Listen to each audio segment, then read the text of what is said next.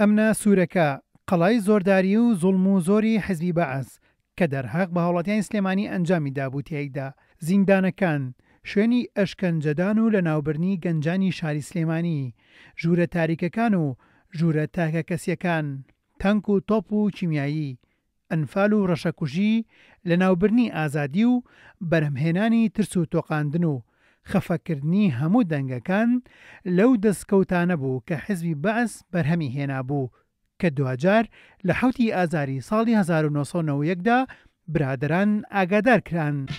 برادران ئاگادار بکەرەوە حوتی مانگ زەماوەند بکەن.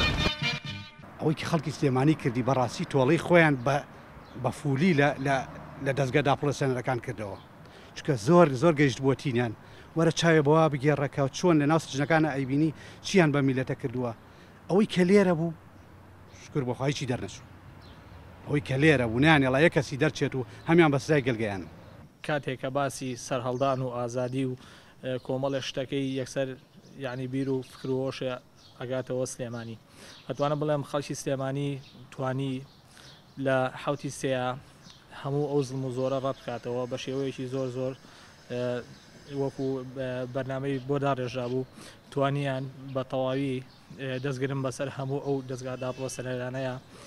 ڕاپەڕین خۆری ئازادی بوو لە کوردستانی باکوور خوار و هەڵات و سلێمانی بوو بە یەک ناحێکی بچکۆلە چواردەورمانرا بوو بە جادە شەستی مای خۆشحاڵی بوو کە دوای ڕاپەڕین شارەکەمان پانتایەکی جگار زۆر بوو گەشەی شارستانەتی و بیناسازی و خودمختاری لە وڵاتەکەمانە گەشەی سن. My feeling is simple. I'm very moved. هەستی من سادە و ساکارە. بینینی ئەم دیمەنە جوڵاندن. ڕێزێکی زۆرم بۆ خەباتی ئێوە هەیە. ئەو دیمەنە دزێوانم دی لە ژوورەکانی ئەشکەنجەداندا. نووسینی سەر دیوارەکانیشم بینی. کەمای سەرنج بوو. ئەو کەسەش کە هەموو بەیانێک لە خەو هەڵەساو نوێژ نووزای بۆ کوردستان کردووە. ناوەکەیم لە یاد نییە لە یەکێک لە ژوورەکاندا. ئەوش بەلای منەوە سەرنجڕاکێشە. ئەمە نمونەیەکی زیندووە کە پێمان دەڵێت هەر کاتی ئازادیمان لە دەستدا دەکرێت لە پێناویدا خەبات بکەین. ئەم مۆزەخانەیە زۆر سوولمەندە بۆ یارمەتیدانی خەڵکی بۆ تێگەشتن لەوەی ڕوویداوە. ئەوەش بیرۆکەیشی پێبەخشیم سەبارەت بەوەی ڕوویداوە بە شێوەیەکی سادە و ساکار. پێویستە چیمان لە دەست دێت درێغی نەکەین بۆ ڕێگریکردن لە دووبارە بوونەوەی ئەو ڕووداوانە.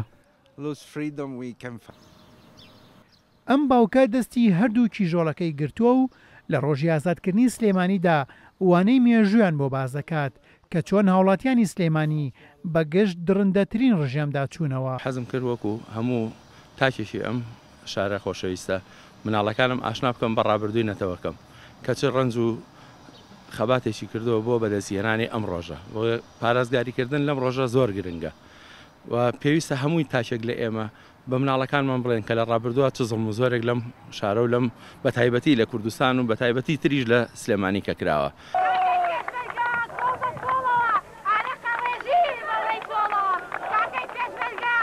سلێمانی سێ ڕۆژ ڕوبەڕووی بەعەز بووەوە سیستمێکی حکومڕانی لە ناوبرد کە بۆ قڕکردنی گەلی کوور هات بۆ ئەو جێگایەی کە مافی نەبوو تێیدا بێت.